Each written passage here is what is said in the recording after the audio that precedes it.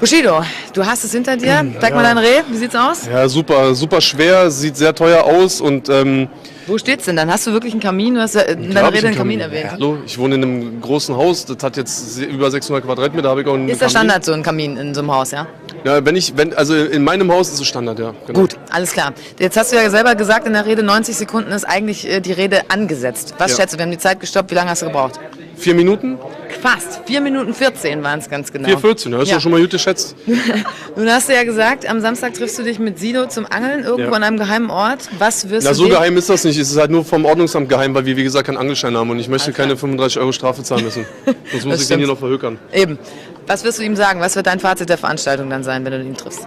Ja, ganz ehrlich, so wie ich Sido kenne, der hat, glaube ich, gar nicht mitbekommen, dass ich bei mir gewonnen habe. So. Ne? Und ich glaube, das Thema Integration und sowas alles ist auch nicht unbedingt ein Thema, was ich dann beim Angeln mit Sido bespreche. Mal gucken, ich bin selber auch ein bisschen froh, dass jetzt der ganze Trubel auch mal so langsam abebbt, weil es halt oft das Problem ist, dass die Dinge heißer gekocht werden, als sie gegessen werden. Ne?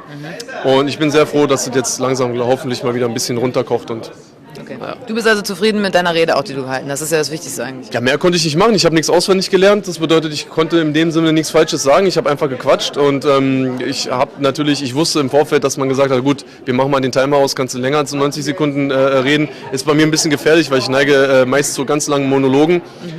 Aber ich finde halt dieses Thema oder halt gerade die ganze Kritik und all diese Emotionen, die im Vorfeld halt hochgekommen sind, die konntest du nicht in 90 Minuten begründen. Und ja, ich habe es versucht und ich fand es gut, dass auch Peter Maffay dabei war. Ist auch wirklich, er liegt mir wirklich sehr am Herzen und er hat mich da ein bisschen unterstützt. Aber wie gesagt, es geht eigentlich gar nicht so sehr um mich und ob ich den verdient habe oder nicht, sondern es geht einfach um ein größeres Ziel und das sollten wir nicht aus den Augen verlieren.